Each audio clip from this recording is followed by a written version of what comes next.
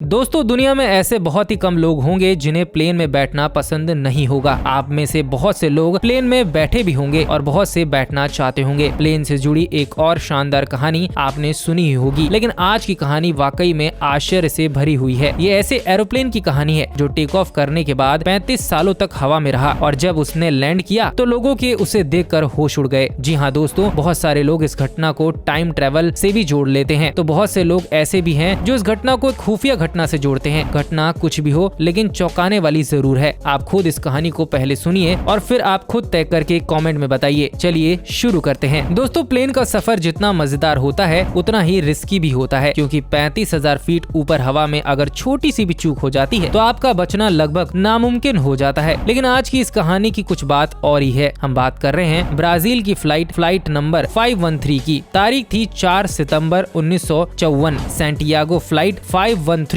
Waste Germany की आर्चेन international airport से उड़ान भरती है। इस प्लेन को ब्राजील के पोर्टो एलेग्रे इंटरनेशनल एयरपोर्ट पर पहुंचना है, जिसकी दूरी करीब 18 घंटे की है। ये फ्लाइट 88 यात्री और 4 क्रू मेंबर को लेकर जर्मनी से अपने देश ब्राजील आ रही थी और फ्लाइट के कैप्टन थे मिगवेल विक्टर। कैप्टन मिगवेल को नहीं मालूम था कि उनके साथ अगले कुछ घंटों के बाद क्या होगा। अब होता कुछ ये है कि उड़ान के कुछ ही घंटों बाद जब Santiago flight number 513 Atlantic ocean के ऊपर पहुंचती है तो वो एसीटी के रडार से अचानक गायब हो जाती है। और ये देखकर एसीटी में काम कर रहे अधिकारी और कर्मचारी पहले तो हैरान हो जाते हैं और वो प्लेन से कांटेक्ट करने की कोशिश करने लग जाते हैं। जब कुछ मिनटों बाद भी फ्लाइट रडार पर नजर नहीं आती तो उनके होश उड़ जाते हैं और उन्हें कुछ भी समझ नहीं आ रहा था कि ये फ्लाइट अचानक से कहां चली गई, और वो एरोप्लेन से लगातार संपर्क साधने की कोशिश करते रहते हैं, मगर सैंटियागो फ्लाइट नंबर 513 की ओर से कोई भी जवाब नहीं मिल रहा था। यह देख तत्कालीन एडीसी की सभा बुलाई गई, जिसमें ब्राजील और जर्मनी के कुछ उच्च अधिकारी शामिल हुए। सैंटियागो फ्लाइट की अचानक गायब होने की वजहों पर बात होने लगी, मगर किसी को भी कोई रास्ता समझ नहीं आ रहा था। इसीलिए एटीसी ने खोजकर्ताओं की टीम बनाई और उन्हें अटलांटिक ओशन के लिए रवाना कर दिया गया, क्योंकि जब प्लेन का कनेक्शन एसीटी के रडार से टूटा था तब वह फ्लाइट अटलांटिक महासागर के ऊपर उड़ रही थी। आमतौर पर जब भी कभी ऐसा होता है तो यह मान लिया जाता है कि कोई दुर्घटना हो गई होगी। अब प्लेन किसी हादसे का शिकार हो सकता है। इस केस में भी एसीटी को लगा कि सैंटियागो फ्लाइट नंबर 513 किसी दुर्घटना का शिकार हो चुकी है, मगर जब खोजकर्ताओं की टीम अटलांटिक महासागर पहुंची तो उन्हें वहां कुछ भी क्रैश नहीं मिला। एरोप्लेन का मलबा तक नहीं मिला और न ही सफर करने वाले किसी भी यात्री की बॉडी मिली। फिर एटीसी की ओर से यह अनुमान लगाया गया कि हो सकता है कि प्लेन अटलांटिक महासागर की गहराइयों में चला गया हो, और इसके लिए भी एक टीम बनाई गई। खोजकर्ताओं की टीम ने करीब हर वो जगह छानबीन कर ली जहाँ प्लेन के होने की उम्मीद थी, मगर प्लेन का कोई भी सुराग नहीं मिला। एरोप्लेन के इस तरह से गायब हो जाने की वजह से सफर कर रहे यात्रियों के घर वाले बहुत दुखी थे और जानना चाहते थे कि प्लेन के साथ आखिर हुआ क्या। सैंटियागो एयरलाइंस के पास इसका कोई जवाब नहीं था। कुछ दिन बीत गए, हफ्ते बीत गए, कुछ महीने बीत गए और कई साल भी बीत गए, मगर प्लेन का कोई भी सुराग नहीं मिला। इस तरह करीब 2 साल तक सर्च ऑपरेशन चला और आखिर में इस सर्च ऑपरेशन को हमेशा हमेशा के लिए बंद कर दिया गया। अब तारीख आती है 12 अक्टूबर 1989 की। एक अज्ञात एरोप्लेन ब्राजील के पोर्टो एलेग्रे इंटरनेशनल एयरपोर्ट की ओर तेज गति से बढ़ता हुआ आ रहा था। एटीसी में एक काम कर रहे कर्मचारियों को रडार पर जैसे ही इस प्लेन की सूचना मिलती है और वो अज्ञात प्लेन से संपर्क साधने की कोशिश करते हैं, मगर प्लेन की ओर से कोई भी जवाब नहीं आता है और वह तेज गति से लगातार एयरपोर्ट के रनवे की ओर बढ़ रहा होता है। लगातार प्लेन से संपर्क साधने की कोशिश नाकाम रह जाती है तो आनन फानन में रनवे को खाली कराया जाता है और कुछ ही मिनटों के बाद एक अज्ञात फ्लाइट ब्राजील के एयरपोर्ट पर लैंड कर जाती है। एटीसी के अधिकारी और कर्मचारी तुरंत अपने ऑफिस से निकलकर रनवे की ओर भागते हैं और जब वो वहाँ पर पहुँचते हैं तो उन्हें जो दिखाई देता है वह देखकर उनके पैरों तले जमीन खिसक जाती है, क्योंकि वह अज्ञात फ्लाइट उसी सैंटियागो एयरलाइंस कंपनी की थी और ये कंपनी 1956 को ही बंद कर दी गई थी, यानी ठीक सैंटियागो फ्लाइट नंबर 513 के गायब होने के 2 साल बाद। जो भी अधिकारी और कर्मचारी इस प्लेन को देख रहे थे वह प्लेन बिल्कुल नया जैसा लग रहा था। उन्हें कुछ समझ नहीं आ रहा था कि आखिर जिस कंपनी को बंद हुए 33 साल हो चुके हैं उसका नया प्लेन रनवे पर कैसे लैंड कर सकता है। उन्होंने कर्मचारियों को प्लेन के अंदर जाकर देखने के लिए कहा और जैसे ही वे लोग अंदर गए उनके मुंह खुले के खुले रह गए। प्लेन पूरा कंकाल से भरा हुआ था। हर सीट पर कंकाल बैठे हुए थे और जब उन्होंने कॉकपिट का दरवाजा खोला